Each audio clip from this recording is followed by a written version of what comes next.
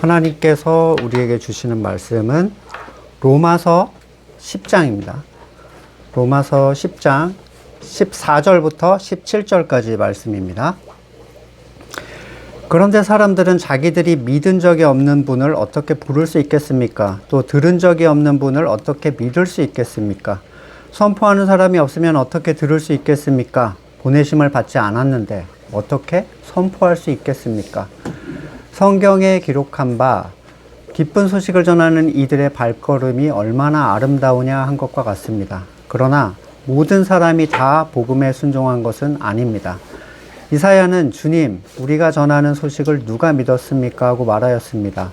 그러므로 믿음은 들음에서 생기고 들음은 그리스도를 전하는 말씀에서 비롯됩니다. 17절까지죠. 네. 지난 본문에 이스라엘이 자기의 의를 쌓기 위해서 하나님의 의를 거부했고, 그래서 하나님의 의는 사람이 이루는 것이 아니라 예수 그리스도께서 그의 율법의 행위를 멈추게 하심으로써 그분의 의를 믿게 하셔서 그 구원의 은혜를 입으로 찬양하게 되는 것. 네. 바로 이런 사람들이 진짜 성경에서 말하는 구원을 받은 사람들이라는 얘기를 했었죠. 바울은 오늘 역순으로 믿음이 우리에게 오게 된 그 근원을 추적을 합니다. 누군가 올바르게 주님의 이름을 부르게 된다면 그냥 주여 주여 내가 원하는 걸 이루어 주소서 이런 게 아니라 예수 그리스도가 자기의 의가 되어준다는 사실을 믿게 되어서 부르는 거예요. 믿음이 없이 부르짖는 사람들이 정말 많죠. 주님의 이름을 부르면서 자기 의를 채우려고 발버둥 치고 그걸로 자랑하고 그걸 하지 않겠다는 사람들을 비난하는 사람들이 정말 많이 있습니다. 저도 한때 그 소리를 지르면서 하는 기도 있잖아요. 다 같이 모였는데 누가 더 크게 지르나 분위기잖아요. 그래서 목이 쉬어라, 터져라 주님을 부르면서 기도를 했던 적이 있는데 지금 생각하면 예수님의 의를 알지를 못했어요, 제가. 그리고 믿지도 않은 채 그 이름을 불렀습니다.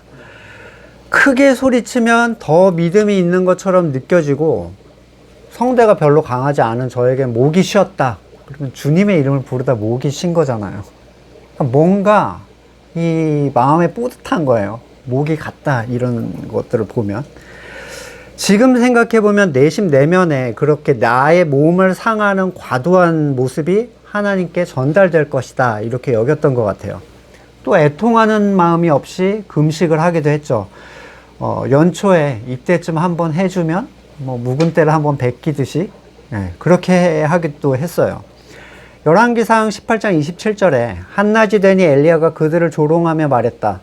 더 큰 소리로 불러보시오. 바알은 신이니까 다른 볼일을 보고 있을지 아니면 용변을 보고 있을지 아니면 멀리 여행을 떠났을지 그것도 아니면 자고 있으므로 깨워야 할지 모르지 않소. 그들은 더 큰 소리로 부르짖으며 그들의 예배 관습을 따라 창과 칼로 피가 흐르도록 자기 몸을 찔렀다. 이방인들은 원하던 바가 쉽게 이루어지지 않으면 자기를 괴롭히는 방식으로 신한테 어필을 했습니다. 희생인 거죠. 일종의 희생제사인 거예요.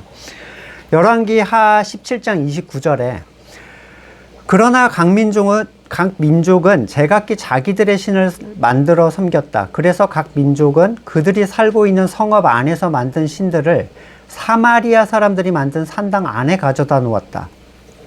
바빌론 사람들은 숫꽃 분옷을 만들고 구다 사람들은 네르가를 만들고 하마 사람들은 아시마를 만들었다.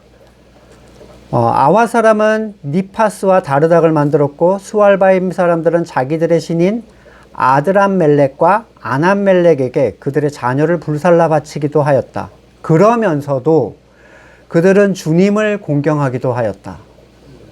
그리하여 그들 가운데서 산당 제사장을 뽑아 세워 산당에서 제사를 드리게 했다. 이렇게 그들은 주님을 경외하면서 다른 한편으로 그들이 잡혀오기 전에 살던 그 지역 관습을 따라 그들 자신들이 섬기던 신도 섬겼다. 그들은 오늘날까지도 그들의 옛 관습을 따르고 있어서 주님을 바르게 경외하는 사람이 없다. 그들은 주님께서 이스라엘이라고 이름 지어주신 야곱의 자손에게 명하신 그 율례와 법도와 율법과 계명을 지키지 않는다. 따라서 바른 지식에서 오는 열정이 아니라면 그건 아무리 헌신적이고 희생적이어도 의미가 없어요. 하나님께서 없애시려 하신 게 뭐예요? 자기의 선이죠. 자기의 주권. 그리고 자기의. 이걸 위해서 사람들이 독생자, 하나님의 독생자의 희생을 사용을 하는 거예요. 그걸 없애려고 주신 그 희생을 그걸 위해서 사용을 하는 거죠. 하나님을 능멸하는 일입니다. 차라리 안 믿는 게 나아요. 이렇게 믿을 거면. 스스로는 주님을 공경한다고 생각하지만 그런 관습을 따르는 사람들은 주님을 바르게 경외하는 사람이 아닙니다. 그러면 바른 믿음은 어떻게 생기는가? 바울은 들은 적이 없다면 어떻게 믿을 수 있냐? 이렇게 얘기를 해요. 누군가 바른 복음을 말해주지 않는다면 어떻게 바른 믿음이 발생하겠느냐? 이렇게 얘기하는 거예요. 바울은 여기에서 복음의 선포를 통해서 바른 믿음이 생긴다라고 설명을 합니다. 그리고 하나님께서는 그 복음의 전달에 필연적으로 선포자라는 매체를 사용하고 계세요. 복음의 전달자. 사도들이 온 아시아를 돌면서 유대 회당을 돌면서 그렇게 복음을 선포한 것은 들을 누군가가 있다고 확신했기 때문입니다. 우리가 흔히 전도라고 생각하는 복음의 전달에 대한 오해는 이미 그 한국 사회에 만연해 있어요. 전도는 뭘 의미하죠? 예수 믿으세요? 또는 누군가를 교회로 데리고 나오는 거? 등록시키는 거? 누군가에게 복음을 설명하는 거? 어디까지 해야 나는 전도를 했다고 얘기할 수 있나요? 사도들이 전하는 복음과 성도들의 증언의 복음은 결이 조금 달라요. 사도들의 전도는 말씀이 아직 완전히 계시되지 않은 시대에 그 부분에 대한 체험을 전제로 하고 있습니다. 그래서 사도들은 주로 교회를 돌면서 구약과 신약의 차이, 율법과 은혜의 의미, 이미 알고 있는 전제에서 깨우쳐 줄 내용들을 담아 그걸 선포를 했고, 이거는 목회적 관점에서 이루어졌어요. 하지만 성도의 전도는 좀 달라요. 누군가를 가르쳐야 한다거나 누군가를 돌보는 목양의 의미가 아닙니다. 오히려 증언의 개념으로 이해를 하셔야 돼요. 내가 체험한 걸 얘기하는 거예요. 내가 누린 복음의 가치와 그로 인한 평안함을 얘기하는 거. 그 자유함, 보게 됨, 그 연합의 기쁨. 어느 대형교회, 제가 이 본문을 보면서 또 다른 교회 설교들을 막 들어봤어요. 근데 한 전도 방식이 전폭팀이라 그러더라고요. 전도 폭발 팀이래요. 근데 이분들의 스킬이 뭐냐면 45분쯤 되는 분량의 복음의 엑기스를 암송을 한대요. 45분짜리. 복음을 원색적으로 적용하는 방법이다. 이렇게 목사님이 설명을 하더라고요. 원색적으로는 그냥 그대로 전달한다는 거죠. 외워서. 이건 전도인가요? 체험이 없는 전달, 지식 전달은 전도가 아니에요. 단지 내용이 중요한 거라면 책으로 전달해도 됩니다. 종이에 적어서 뿌려도 돼요. 근데 그게 전도인가요? 전도지 나눠주는 거. 예수 믿으세요? 우리가 아는 아주 보편적인 방식이죠. 거기에는 단 1의 체험 전달도 안 돼요. 저 사람이 뭘 체험한 사람인지 이 받는 사람은 전혀 알 수 없죠. 그러면 체험이 있는 사람의 내용을 거기다 적어서 주면 되지 않냐? 방법은 많은데 전혀 아닙니다. 살아있는 영혼의 생생한 증언은 종이에 적혀있는 증언과는 비교할 수 없어요. 아니, 성경은 증언 아니에요? 반응 없잖아요, 근데. 사람들은 복음을 전하는 당신에게 일어난 일이 진실인지 아니면 배우고 외워서 읊조리는 것인지 단번에 알 수 있어요. 복음의 참된 증언은 세상적인 매력이 없습니다. 진짜 병이 나았어? 사업이 일어나고 성적이 오르고 집값이 올랐어? 이런 달달한 내용이 하나도 없어요. 고린도후서 6장 6절 우리가 굉장히 반복해서 보죠. 우리는 순결과 지식과 인내, 친절, 성령의 감화와 거짓 없는 사랑과 진리의 말씀과 하나님의 능력으로 이 일을 합니다. 오른손과 왼손에 의의 무기를 들고 영광을 받거나 수치를 당하거나 비난을 받거나 칭찬을 받거나 그렇게 합니다. 우리는 속이는 사람 같으나 진실하고 이름 없는 사람 같으나 유명하고 죽는 사람 같으나 보십시오. 살아 있습니다. 징벌을 받는 사람 같으나 죽임을 당하는 데까지 이르지 않고 근심하는 사람 같으나 항상 기뻐하고 가난한 사람 같으나 많은 사람을 부유하게 하고 아무것도 가지지 않은 사람 같으나 모든 것을 가진 사람입니다. 복음이 세상적으로 매력이 없다는 이 사실은요, 거듭난 사람만을 복음으로 끌어들여요. 엄청난 그 구별성이라는 거예요. 복음을 순수한 그대로 전하는 거. 기가 막힌 하나님의 방식이죠. 여러분이 조금이라도 세상의 가치를 섞어서 포장하는 순간 여러분은 세상이 섬기는 방식을 조금이라도 거기다 넣는 순간 그건 더 이상 복음이 아닌 게 되는 거예요. 하나님도 경외하고 이방신도 경외하는, 아까 말했던 그런 상황이 나오는 거죠. 전도를 하는 성도는 하나님으로부터 결실을 요구받지 않아요. 왜냐하면 구원의 주권은 하나님의 것이기 때문에. 누구를 회심시키라고 전도하라는 게 아니란 말이에요. 내가 노력해서 얻어낼 수 있는 것이라면, 내가 결실을 의도하거나 내가 갈망할 수 있는 종류의 것이 전혀 아닙니다. 오히려 전도는 그 결과를 하나님께 돌려드리고 단지 내가 누린 가치를 그가 어떻게 듣든지 관계없이 가감없이 전하는 거예요.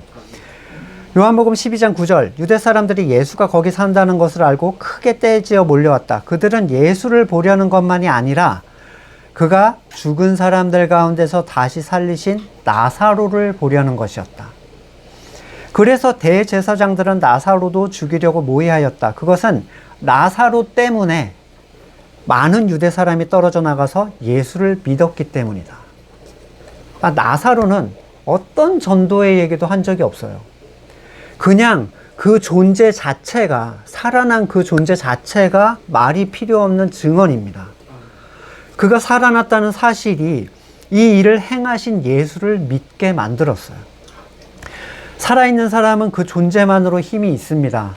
하나님의 생명이 그에게 있고 그가 그리스도 안에 머물러 있기만 하면 그는 분명히 하나님께서 계획하신 일을 하게 될 거예요.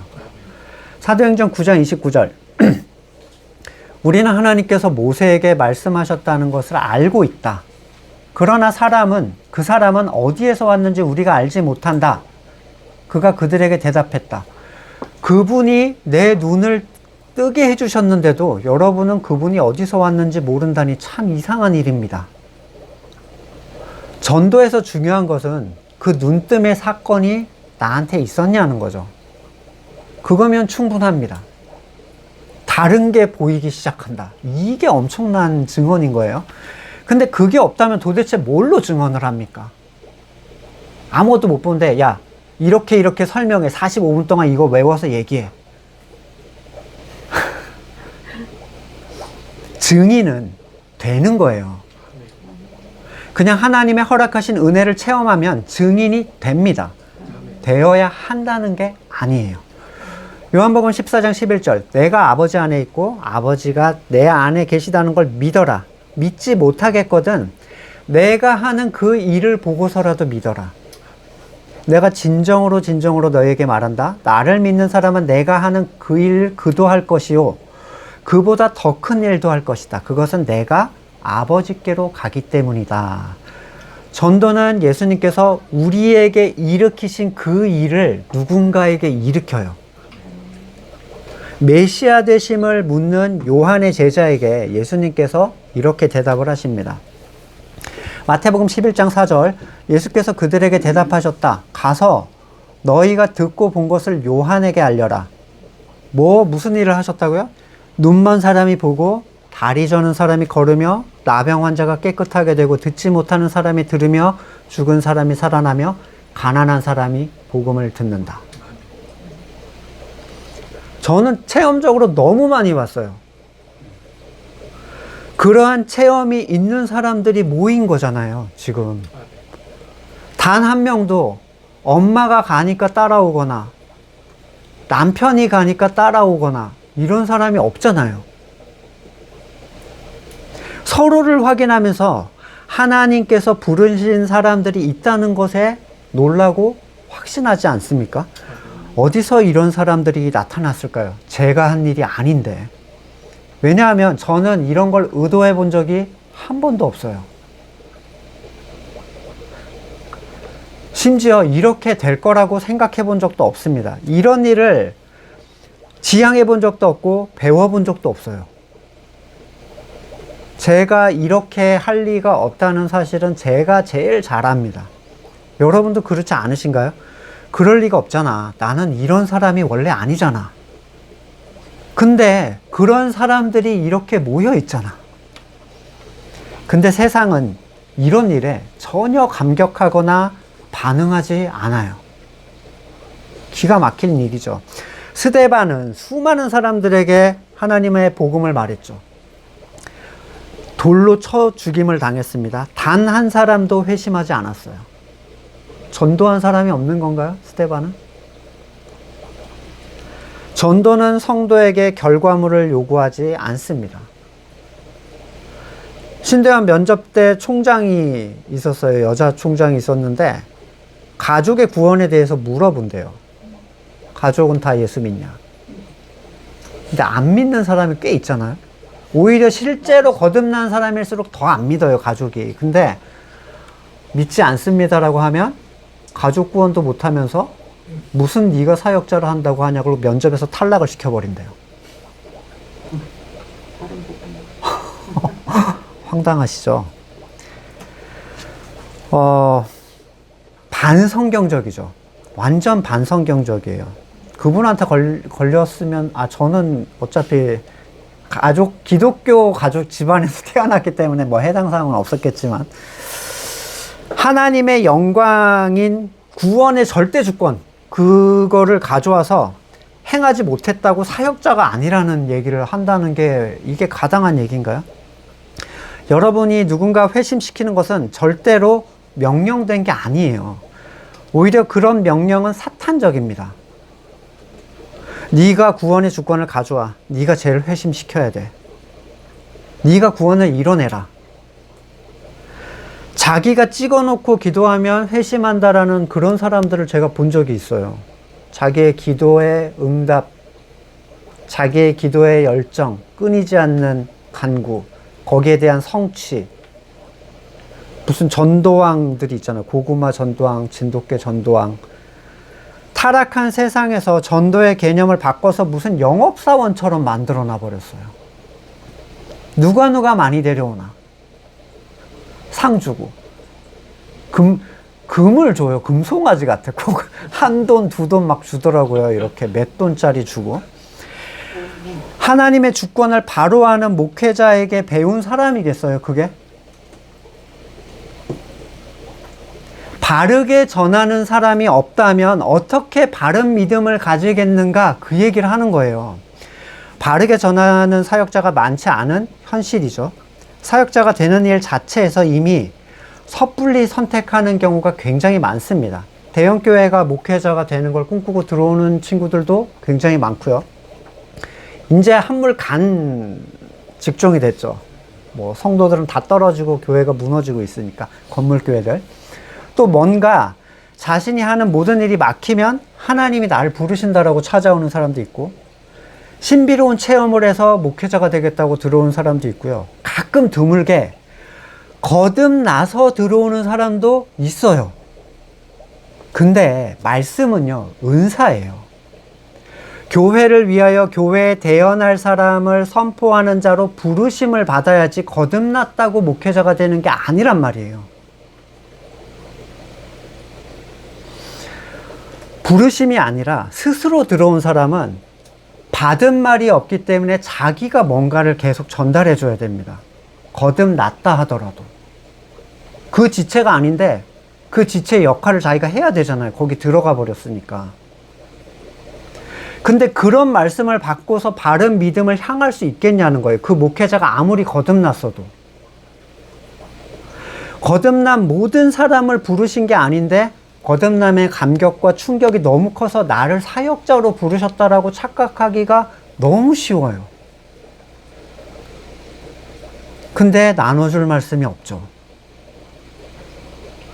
에베소서 4장 7절.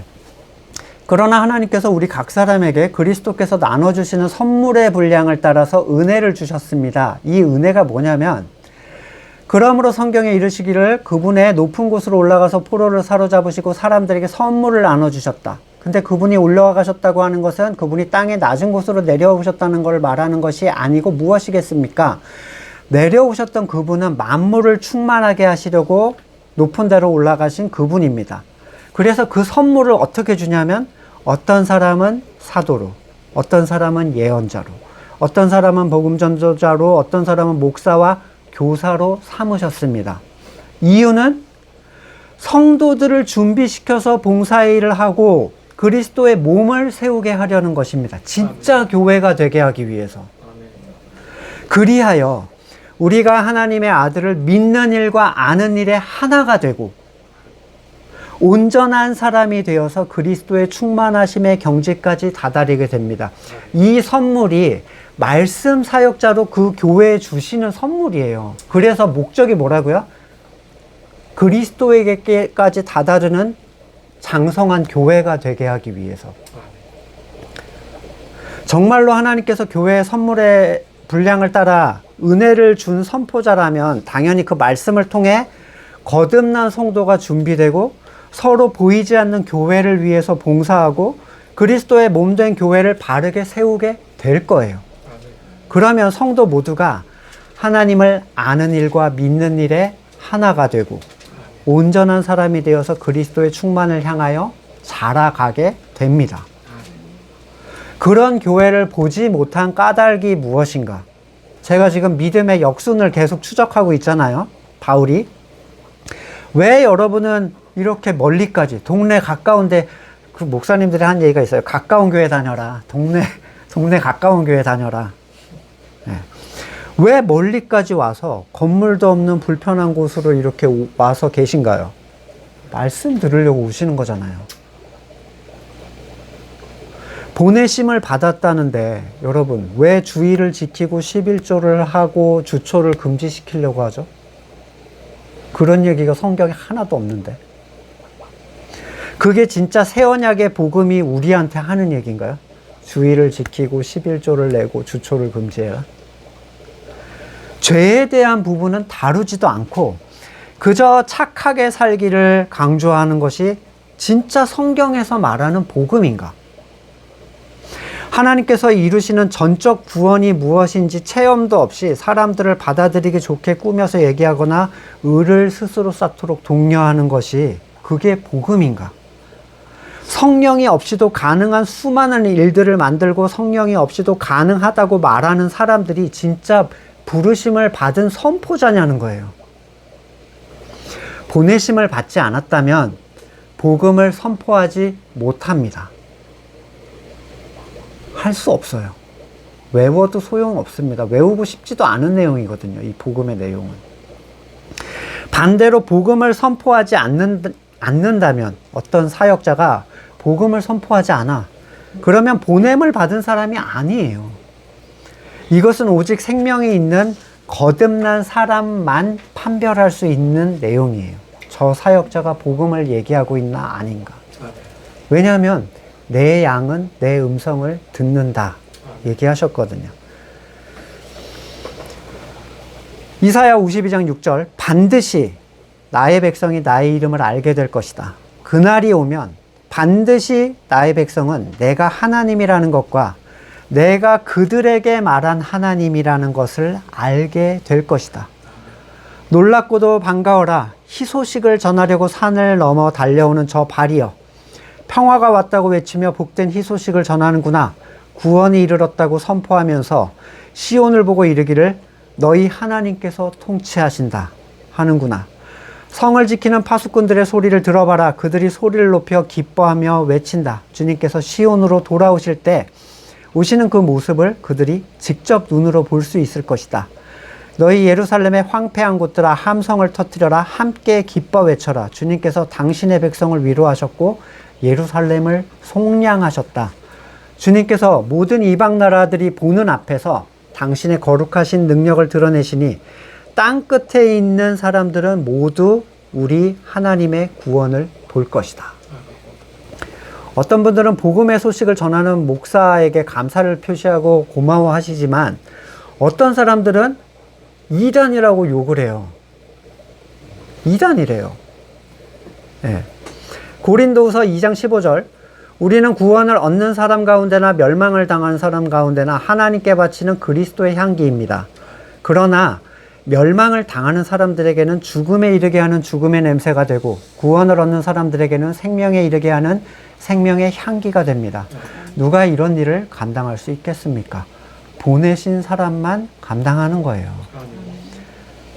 하지만 이걸 들었다고 모두가 순종하지는 않는다. 바울이 얘기하죠. 우리는 너무나 잘 알고 있잖아요.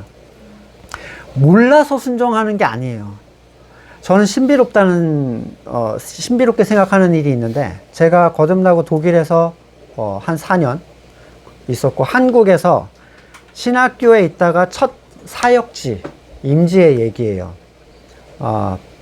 지금 생각할 때 제가 복음을 잘 알지 못하던 거듭나기만 하고 복음을 잘 알지 못하던 시기라고 저는 여기는데 모든 게 불투명했죠. 그리고 은혜와 율법도 저한테는 뒤섞여 있었고 당시에 제가 무가치함을 아무리 알고 선이 없음을 알았다 하더라도 교회에서 정해놓은 그 틀을 제가 벗어날 수 있는 지식이나 힘이 하나도 없었어요. 근데 어떤 분은 그때 제가 한 얘기가 다르게 들렸대요. 아니 어떻게 도대체 다르게 들렸을까? 저는 몇 년이 지난 다음에 마지막 사역지에서 복음이 뭔지를 알게 됐어요. 진짜 이제 조금 분명해진 거죠. 너무 분명해졌는데 정작 복음을 깨닫게 된 곳에는 4년을 제가 거기서 깨달은 복음을 얘기했는데 듣지 않을 뿐만 아니라 다 분노하고 기분 나빠합니다. 희한하죠. 여기 오시는 분들이 진짜 큰 교회에 하나 있을까 말까 한 진짜 열성과 간절함을 가진 그런 체험을 가진 분들인데 거기는 작은 교회였잖아요. 우리 교회는. 근데 거기에서 들을 귀가 있는 사람이 또 비율적으로 엄청 많았어요. 신앙이 전혀 없던 친구들이 살아나는 일. 저는 전도가 회심을 시키는 거라고 생각을 했었습니다. 누군가를 바꿔내는 결과를 내가 만들어내는 거. 근데 전도는 그냥 내게 주신 은혜를 증언하는 거예요. 그리고 그 결과는 우리한테 달려있지 않아요. 온전히 그 주권을 하나님께만 돌려드리면 됩니다. 그러면 절대 안 될 것 같은 곳에서 그런 일이 일어나기도 하고 또 기대할 만한 곳에서 아무 일도 없이 사그라들기도 해요. 이사야서 53장 1절 우리가 들은 것을 누가 믿었느냐? 주님의 능력이 누구에게 나타났느냐? 이 얘기는 아무도 이사야의 얘기를 듣지 않았다는 거예요. 그렇게 선포했는데 이 말은 믿음 자체가 들음이라는 어떤 시스템이 아니라 하나님의 택하심에 근거하고 있다는 얘기를 하는 거죠. 그가 체포되어 유죄를 받았지만 그 세대 사람들 가운데 어느 누가 그가 사람 사는 땅에서 격리된 것을 보고 그것이 바로 형벌을 받아야 할 내 백성의 허물 때문이라고 생각하였느냐? 그는 폭력을 휘두르지도 않았고 거짓말을 하지도 않았지만 사람들은 그에게 악한 사람과 함께 묻힐 무덤을 주었고 죽어서 부자와 함께 들어가게 하였다. 주님께서 그를 상하게 하고자 하셨다. 주님께서 그를 병들게 하셨다. 그가 그의 영혼을 속건제물로 여기면 그는 자손을 볼 것이며 오래오래 살 것이다. 주님께서 세우신 뜻을 그가 이루어 드릴 것이다. 고난을 당하고 난 뒤에 그는 생명의 빛을 보고 만족할 것이다. 나의 의로운 종이 자기 지식으로 많은 사람을 의롭게 할 것이다. 그는 다른 사람들이 받아야 할 형벌을 자기가 짊어질 것이다. 자, 지식으로 의롭게 된다는 게 어떤 거냐면, 거저 주시는 칭의라는 것을 은혜를 통해서 내가 알게 되는 거예요. 칭의의 가치를 내가 알게 되는 거. 성도의 의로움은 행위를 통제하거나 절제하거나 제어함으로써가 아니라 그 어떤 흠도 보지 않으시겠다는 하나님의 선포를 우리가 알게 됨으로써 얻는 거예요. 이 지식이 얼마나 귀합니까? 여러분, 아무리 자기 통제해도 절대로 죄책으로부터 벗어날 수 없어요. 절대로 안 됩니다. 그건 아무리 착하게 살아도 소용없어요.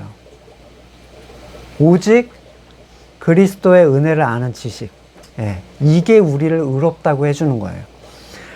그러므로 나는 그가 존귀한 자들과 함께 자기 몫을 차지하게 하며 강한 자들과 함께 전리품을 나누게 하겠다. 그는 죽는 데까지 자기 영혼을 서슴없이 내맡기고 남들이 죄인처럼 여기는 것도 마다하지 않았다. 그는 많은 사람의 죄를 대신 짊어졌고 죄 지은 사람들을 살리려고 중재에 나선 것이다. 수많은 주님의 종들이 선포했죠. 근데 예수님 때까지 그 누구도 믿지 않았어요. 다만 11절 이하에서 말하고 있듯이 주님의 십자가 사건 이후에 그 영향을 받은 택하신 자들만이 그분의 지식으로 의롭다 하심을 얻게 된 거죠. 그래서 바울이 다음과 같이 결론을 내립니다. 10장 17절. 그러므로 믿음은 들음에서 생기고 들음은 그리스도를 전하는 말씀에서 생깁니다. 바른 믿음은 바른 들음을 통해서 생겨요. 하나님은 우리에게 주신 선포자를 통해서 그리고 성경을 통해서 거듭난 우리에게 끊임없이 얘기를 하고 계십니다. 그러니까 선포자가 없어도 성경은 우리한테 그 방향성을 계속 얘기해줘요. 저게 아닌데? 뭔진 모르지만 내가 이해할 수는 없지만 음식이 아닌 거는 우리가 확인할 수 있단 말이에요. 성도라면. 그리고 그 들음은 항상 그리스도를 전하는 말씀으로 비롯되는데 그리스도를 전하는 말씀은 예수가 들어간 말씀이나 또는 예수를 주제로 하는 말씀이 아닙니다. 예수님이 다 해주신다. 이따위의 선포가 아니라는 거예요. 한국교회에서 이 본문을 설교를 많이 듣다 보면 믿음이 생긴다 이렇게 해석하죠. 그래서 믿지도 않는 애들을 자꾸 교회에 데려다 놓으려고 하는 거예요. 그래서 믿음 없는 자녀를 주일이고 수요일이고 금요일이고 설교를 듣게 하기 위해서 반주를 시키는 부모도 봤어요. 왜냐면 반주자는 빼박 나가 있어야 되잖아요. 걔가 신앙이 변했을까요?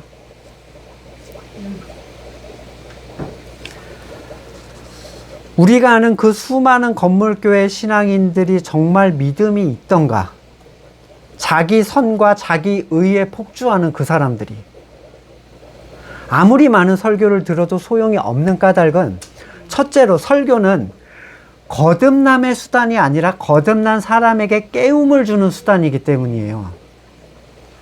설교를 거듭남의 수단으로 생각하는 것, 기도나 말씀을 거듭남의 수단으로 생각하는 것, 어떤 분은 자기 부인을 거듭남의 수단으로 생각하는 분도 있더라고요.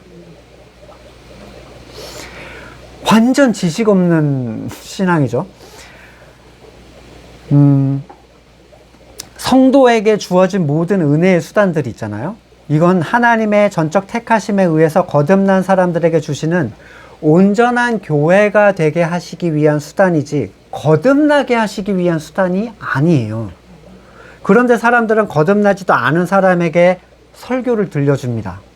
이거 한번 들어봐. 얼마나 싫겠어요? 부흥회, 수련회 보내고 말씀 외우게 하고 금식시키고 기도 채우게 하고 성가대 교사시키고 각종 일을 시킴으로써 그가 뭔가 다른 변화가 일어나기를 기대를 하는 거죠. 이러한 생각과 방식은 하나님의 영광이잖아. 이 구원의 주권은 사람의 걸 섞는 거예요. 하나님은 그런 틀 안에서 전혀 구원을 이끌어내지 않으세요. 왜냐하면 지가 했다고 생각할 거거든요. 사역했던 한 교회에 권사님이 제가 재직 수련회인가 어디 갔었어요. 그래서 설교를 하다가 직분에 대해서, 집사 직분에 대해서 이렇게 뿌리면 안 된다. 진짜 미쳤었나 봐요. 그런 얘기를 철딱서니 없이 진짜 하고 있었던 것 같아요. 지금 생각해보면. 근데 이렇게 집사를 뿌리면 안 된다. 거듭나고 그 사람의 거듭남이 확인되어서 정말 맡겨야 할 일이 있을 때 이제 그런 얘기를 했더니 권사님이 화를 극대노로 하는 거예요. 일을 맡김으로써 사람을 만들어가고 거듭나는 결과를 볼 수도 있는 건데, 근데 이제 그 아들이 완전 아니었거든요. 완전 날라린 신자였는데 직분자였어요. 그러니까 이제 자기 아들에 대한 어떤 소망이었던 것 같아요. 건물교회의 관점에서도 거듭나지 않았다고 생각한 거죠. 이제 아들이 교회도 잘 나오기 싫어하고 이러니까. 하지만 아들이 문제가 아니라는 걸 지금 그분은 모르고 있어요. 자기가 진짜 심각한 문제인데 아들을 걱정을 하더라고요. 자, 첫 번째는 설교는 거듭남의 수단이 아니기 때문이고, 두 번째는 뭐냐면 그리스도를 전하는 말씀을 하는 설교가 세상에서 절대로 흔하지 않다는 거. 또한 건물을 교회로 삼는 자들에게 받아들여지지 않는다는 사실이 굉장히 중요합니다. 아모스서 8장 11절, 그날이 온다. 나 주 하나님이 하는 말이다. 내가 이 땅에 기근을 보내겠다. 사람들이 배고파하겠지만 그것은 밥이 없어서 겪는 배고픔이 아니다. 사람들이 목말라 하겠지만 그건 물이 없어서 겪는 목마름이 아니다. 주님의 말씀을 듣지 못해서 사람들이 굶주리고 목말라 할 것이다. 그때 사람들이 주님의 말씀을 찾으려고 이 바다에서 저 바다로, 북쪽에서 동쪽으로 떠돌아다녀도 그 말씀을 찾지 못할 것이다. 그날에는 아름다운 처녀들과 젊은 총각들이 목이 말라 지쳐 쓰러질 것이다. 지금 전 세계에는 말씀이 차고 넘쳐요. 이전에는 이런 매체가 없었기 때문에 우리가 담임 목사님의 말씀을 듣는 게 거의 유일한 수단이었거나, 또는 유명한 교회에 테이프를 사서 듣는 거, 돌려 듣는 거, 그런 방식이었죠. 지금은요, 전 세계 어느 교회에 있는 목사님도 자막으로 번역까지 해줘서 나와요. 홍수 때는 물이 없어서 물을 못 먹는 게 아니라 물이 많아서 못 먹는 거예요. 깨끗한 물이 없어서. 그 많은 물 중에 마실 수 있는 물이 없어요. 더러워진 물은 없는 물보다 더 괴로움을 줍니다, 사람에게. 먹으면 즉시로 탈이 나버려요. 더 슬픈 것은 복음을 말하지 않는 목사님이 이 본문을 가지고 사용을 하고 있다는 거예요. 따라서 생명이 없는 사람은 절대로 구별할 수가 없어요. 예수님의 이름으로 합격을 기원하고 소원 성취를 기원하는 시대가 됐습니다. 십자가의 능력으로 집값을 올리고 취업하고 결혼하고 사고를 예방하는 시대가 됐어요. 예수님의 이름을 말한다는 게 중요한 게 전혀 아니에요. 예수 그리스도를 전한다는 것, 그것은 인간의 완전한 절망을 인정한 사람들에게만 의미가 있습니다. 나는 이렇게 되었으면 저렇게 되었으면 하는데 내게 능력이 없어서 하는 그런 세속적인 절망 말고, 내게는 어떠한 선도 없다라는 근원적 절망이 있어요. 어떠한 방식으로도 하나님 앞에서 내 수치를 가릴 수 없다는 그 절망 때문에 그 모든 의의 행위에 대해서 포기가 되는 그런 절망. 마가복음 2장 17절, 예수께서 그 말을 들으시고 그들에게 말씀하셨다. 건강한 사람에게는 의사가 필요하지 않으나 병든 사람에게는 필요하다. 나는 의인을 부르러 온 것이 아니라 죄인을 부르러 왔다. 내가 선을 행할 수 있으면 예수님 찾아갈 필요 없어요.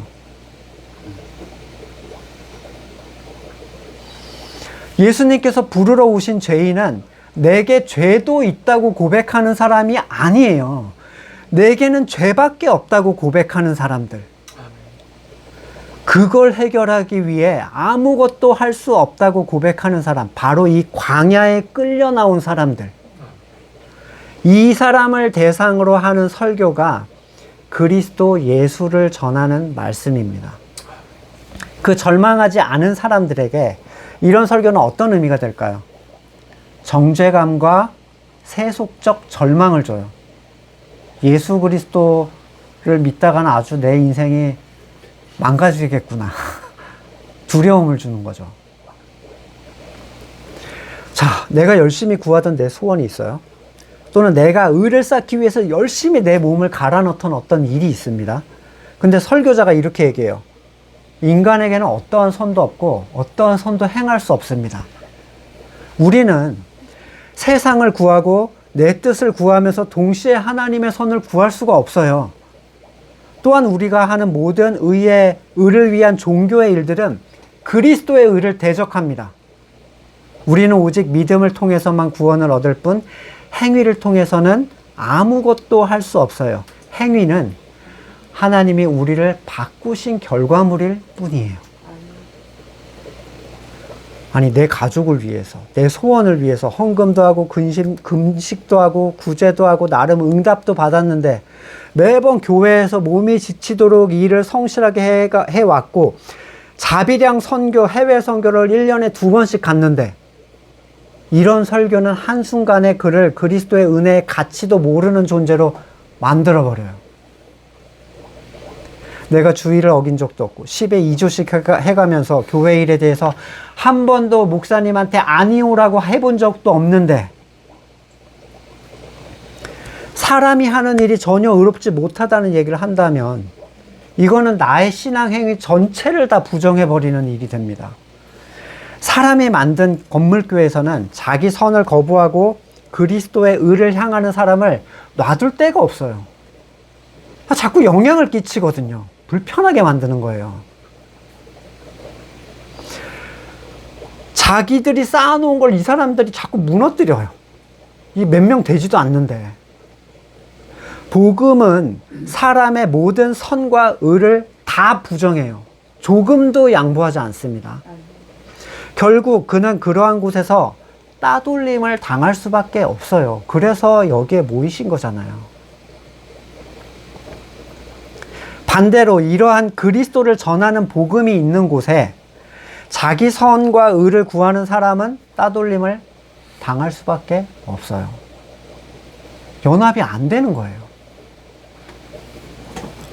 스스로 할 수 있는 것이 아무것도 없으며 성도들은 고백은 그에게 공감이 안 돼. 내가 뭔가 해보려고 하면 이 진짜 성도들이 되게 불편하게 생각해요. 그리고 우리가 성도들이 고백을 하면 그 사람은 저 다 아는 얘기. 저건 기초잖아. 이렇게 생각해. 우리는 너무 감격적인데 그 사람한테는 감흥이 없어요. 뭔가 세상적으로 드라마틱한 게 없는 거야. 이 성도들의 고백이. 그냥 성경에 나와 있는 얘기잖아. 실제성이 없잖아. 이렇게 얘기해요. 예를 들어 이런 틀 안에 그런 거듭난 사람이 하나 있다고 생각해 보세요. 이 건물의 교회에 거듭난 사람이 하나 탄생했다. 사람들이 좋아할까요? 하나님이 드디어 한 생명을 구원하셨다? 전혀 그렇지 않아요. 자기들의 노력으로 이 사람이 그렇게 됐다라고 생각할까요? 아니요, 얘는 이상한 애예요. 거듭난 게 아니야. 얘는 우리가 생각하는 거듭난 건 이런 게 아니야. 교회를 열심히 하고 목사님한테 순종해서 뭔가 자기 일을 쌓는 게 거듭난 거지. 너 같은 애는 거듭난 게 아니야. 너 이단 같아.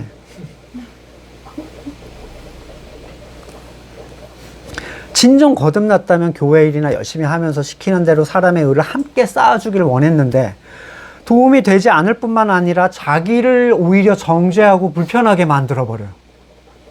성경을 가지고 이렇게 나왔잖아 라고 얘기를 했을 뿐인데 애를 거듭나게 하기 위해서 그렇게 노력했던 부모들이 정작 애가 거듭나고 또는 배우자가 거듭나면 전혀 좋아하지 않습니다. 그것이 우리가 한결같은 입술로 고백하는 실제잖아요. 물론 기존에 가정에서 폭군으로 있거나 또는 절대적 위치에 있던 사람의 거듭남은 그가 순한 맛이 됐다는 것 때문에 잘 건드리지 않아요. 막 핍박하지 않습니다. 그런 거듭난 분들은. 왜냐하면 옛날에 무서웠던 존재를 아니까. 그러나 다소 종속적 위치에 있던 분들, 예, 뭐 여자분들이나 여자분도 센 분은 예외예요. 이 순한 여자분들이나 자녀분들이 거듭나면 엄청 기존 기독교 틀에 있던 가족들이 엄청 힘들게 합니다. 이 사람을. 그리스도를 전하는 말씀이라는 건요, 한 가정에 불을 던져요. 누가복음 12장 51절, 너희는 내가 세상에 평화를 주러 온 줄로 아느냐? 내가 너희에게 말한다. 그렇지 않다. 도리어 분열을 일으키러 왔다. 이제부터 한 집안에서 5 식구가 서로 갈라져 셋이 둘에게, 둘이 셋에게 맞설 것이다. 이게 그리스도를 전하는 말씀이 속에 들어간 사람들이 겪게 되는 실제적 당혹감입니다. 기존에 함께 신앙생활을 했던 사람들에게 손가락질 당하고 정죄감을 느끼고 미움을 받아요. 사랑으로 기쁨으로 전달하고자 하는 그 마음이 거절당합니다. 그러나 이게 정상이에요. 그로 인해 그는 이 회심의 정보의 전달에, 이 회심이 정보 전달의 문제가 아니라는 걸 비로소 깨닫게 돼요. 분명한 이성, 사랑의 감성, 회심시키려는 의지, 모든 혼의 영역 것들이 무력화가 돼요. 비로소 구원에 대한 하나님의 절대 주권, 그 영광을 바라보는 거예요. 오늘 본문은 보내심을 받은 사람을 통해서 그리스도를 전하는 말씀이 택하신 자들에게 작용하는 것을 분명하게 얘기를 해줍니다. 이 정확한 명제를 부정어로 바꿔보면 보내심을 받지 않은 사람들에게는 들을 것이 없고 들을 것을 암기해서 말한다 해도 은혜로 작용하지 않는다는 걸 아셔야 돼요. 또한 그리스도를 전하는 말씀은 그러한 사람들에게는 가치가 없기 때문에 절대로 구원이 작용하지 않는다는 것. 마지막으로 모든 세팅에 다 갖춰져 있다 하더라도 이러한 가치는 오직 택하심을 받은 사람에게만 일어난다는 사실. 우리가 하나님의 구원의 주권과 그 사용하시는 방식에 대해서 바르게 알고 이해할 필요가 있다는 것을 바울은 분명하게 보여줍니다. 누가복음 5장 8절, 시몬 베드로가 이것을 보고 예수의 무릎 앞에 엎드려서 말했다. 주님, 나에게서 떠나 주십시오. 나는 죄인입니다. 베드로 및 그와 함께 있는 모든 사람은 그들이 잡은 고기가 엄청나게 많은 것에 놀랐던 것이다. 또한 세베대의 아들로서 시몬 동료인 야고보와 요한도 놀랐다. 예수께서 시몬에게 말씀하셨다. 두려워하지 말아라. 이제부터 너는 사람을 낚을 것이다. 구원은 사람의 일이 아니라 하나님의 일입니다. 이것은 오직 깊은 데로 가서 그물을 던지는 하나님만의 방식으로 일어나기 때문에 누구도 내가 했노라, 내가 해야 한다라고 말할 수 없습니다. 은혜로 주신 그 가치를 온전히 누리면서 또한 살아갈 수 있는 우리가 되기를 소망합니다. 말씀을 놓고 같이 잠깐 기도하시겠습니다. 참된 믿음이 어떻게 흘러서 우리에게 오게 됐는지 그 역순의 추적을 하죠. 그리고 그것들 가운데서 드러내시는 것은 이게 하나님이 하시는 일이라는 것. 네. 보내심을 받은 사람이 초점이 아니에요. 보내신 자가 초점이죠. 네. 하나님으로부터 우리에게 믿음이 흘러오게 되는 그 과정들. 그래서 그 중간 것들에 집중을 하기보다는 하나님의 구원의 주권에 대한 부분을 우리가 잘 인지를 한다면 또한 세상을 대하는 우리의 태도에도 많은 변화가 있을 거라고 생각합니다. 완전한 절망 가운데 있던 저희들을 온전히 주님의 뜻으로 불러주시고 예수 그리스도를 전하는 말씀을 통해서 주님을 알아가게 하시며 참된 교회가 되어가게 하심을 감사드립니다. 온전히 모든 구원의 주권이 하나님께 있음을 고백합니다. 구원의 주권을 찬양하며 하나님께 영광을 돌리는 삶을 살아가도록 은혜를 베풀어 주시옵소서. 이제는 우리 구주 예수 그리스도의 은혜와 하나님의 사랑과 성령의 교제케 하심이 하나님의 구원의 주권을 찬양하며 살아가기를 소망하는 우리 성도들과 그의 삶의 자리 가운데 이제로부터 영원까지 함께 하시기를 간절히 축원드립니다. 아멘.